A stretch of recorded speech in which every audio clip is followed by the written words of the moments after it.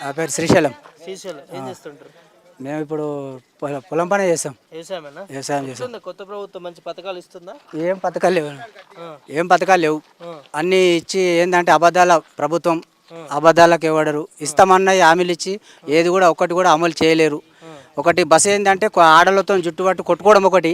ఆ, మళ్ళీ కరెంటు కూడా ఇప్పుడు వెనకటికి 60 ఏళ్ళ కింద వచ్చిన కరెంటు ఇప్పుడు 1 గంట కోత తెలియదు, నైటు 12 గంటలకు పోయి తెలియదు. ఆ కరెంట్ ఇస్తున్నాడు. అది మాటలు ముందుగా చెప్పిన మాటలు కూడా ఇప్పుడు కూడా చాలా తేడా ఉన్నది కదా. ఇప్పుడు లోన్ల పరిస్థితి కూడా మరీ దారుణంగా ఇచ్చాడు. ఎవరికేం చాలా మందికి 25% కూడా కాలే, లోన్లు కూడా ఫ్రీ మాఫీ కాలేవు. అయితే ఇప్పుడు కళ్యాణ లక్ష్మి అన్నాడు, కళ్యాణ లక్ష్మి లేదు. అది ఏది పింఛన్లు లేవు. పింఛన్లు ఏంటంటే ఇప్పుడు గెలిచిన వెంబడే డిసెంబర్ రాగానే నేను గెలిచిన వెంబడే 4000 ఇస్తాడు. 4000 లేవు, 40 పైసలు లేవు. ఉన్న పింఛన్లో కూడా ఒక 2 నెలలు కూడా క్యాన్సల్ అయిపోతుంది, మాఫీ అయిపోతుంది అందులోనే. పింఛన్లు సరిగా లేవు, ఎగ్గొట్టిండు. మళ్ళీ ఇప్పుడు ఎవరికి లేడీస్కు ఇప్పుడు 2500 ఇస్తున్నాడు. ఆ 2500 కూడా లేవు, అవి కూడా లేవు.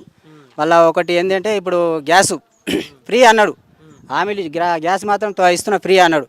అవి ఇచ్చింది ఎంత, రెండు విడతలేమో వచ్చినాయి. ఒక్కొక్కరికి బుక్ చేస్తే 2 సార్లు వచ్చినాయి. మిగతావి కూడా మళ్ళీ కథంకి అంతే. మళ్ళీ 900 చిల్లర 1000 రూపాయలు తీసుకుంటారు.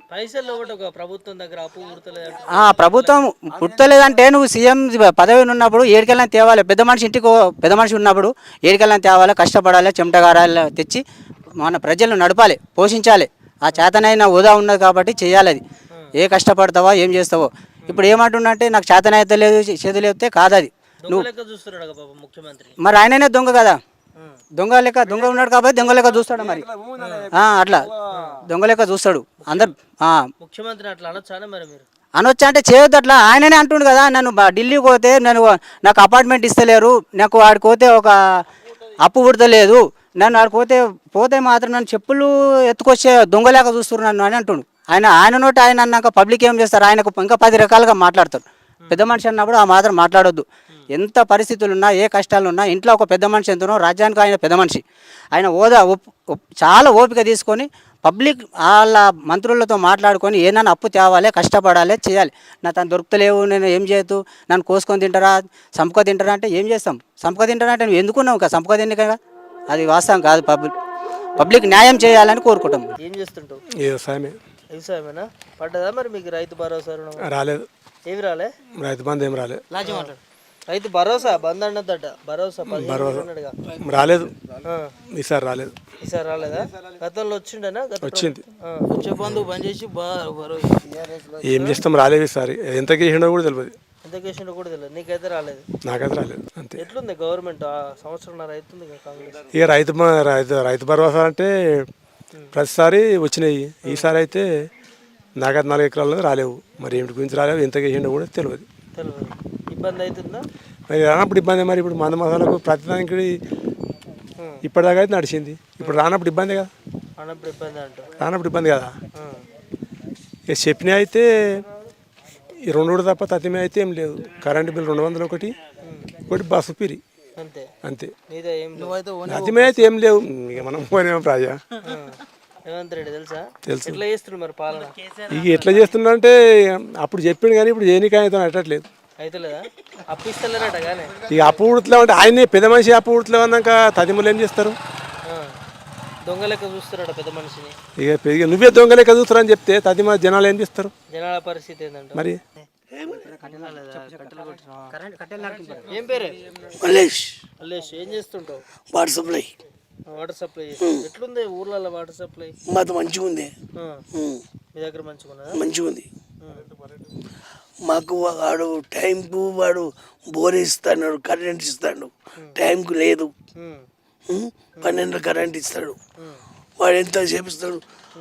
ఇప్పుడు నైట్కు 12 గంటలకు పోతే పొద్దున్న 4 గంటలకు వస్తాడు 3 పీస్. ఎప్పుడు వారు పెట్టాలి? మాకు టైం టు టైం కరెంట్ ఇస్తే మనము పంపింగ్ చేయొచ్చు, వాటర్ సప్లై చేయొచ్చు. వాడు టైం కరెంట్ చేయడాడు. వాడు ఏమన్నా కమ్యూనిటీ అంటాడు, ఏం కొన్ని అంటాడు. ఎవరిని అనుకోవాలి? అంత లంగ రాజకీయం ఉంది. అంతే. అంతే. నేను ఇస్తున్న కరెంట్ అంటాడు, నువ్వు ఫ్రీ అంటాడు. ఫ్రీ లేదు, ఉచిత బియ్యం సన్న బియ్యం ఇస్తున్నా అంటాడు. అది ఏవో 3 కిలోలు ఎవరికి వచ్చి అయిపోతుంది. అంతే అందరికి ఇస్తలేరా? సగం నూకలు సగం నూకల్లా సన్న బియ్యం అంటుండే అలా పేరు సన్నబియ్యం మంతులు కింద మంతులు అంటుండు చెప్పింది వాడు ఏమంటుండు. ఇప్పుడు ఆయిల్ ఇస్తాడు, ఓకే ఆయిల్ ఇస్తాడు, పామ్ ఆయిల్ ఇస్తాడు, ఏమంటావు మళ్ళా గోధుమలు ఇస్తాడు, రవ్వ ఇస్తాడు, చక్కెర ఇస్తాడు, ఏది లేదు.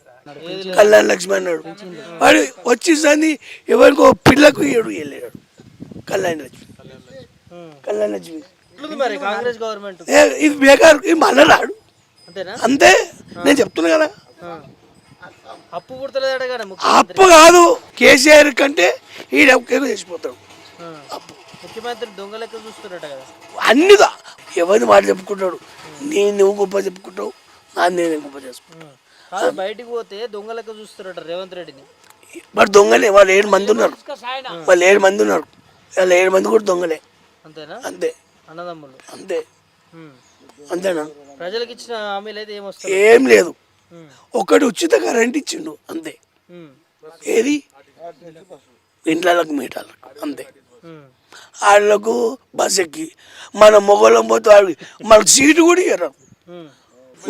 మీరేమో పుణ్యానికి వస్తారు, నేను డబ్బులు ఇచ్చిన ఏ బండి ఆపా అని చెప్పిన ఆపేండు. అట్లా పంచాయతీ అయితే పెట్టినా నేను వేస్టేనా ఫ్రీ బస్?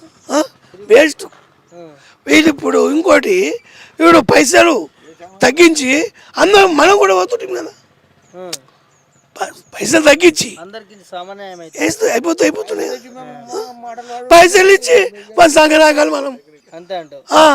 బస్సు గేట్ దాటగానే దూరం మొగడు ఆపిండు. ఆపండి అన్న ఎందుకు అన్నాడు. వాళ్ళు పుణ్యానికి వచ్చారు, నేను పైసలు ఇచ్చిన, నాకు సీట్ ఏది లేకుంటే నువ్వు దాడు. వాళ్ళ కోసమే కానీ పెట్టింది ఫ్రీ బస్ మహిళల కోసం. ఏం చెప్తావు మరి ఫ్రీ బస్? వేస్ట్ వేస్టే, ఫ్రీ బస్సు వేస్టే.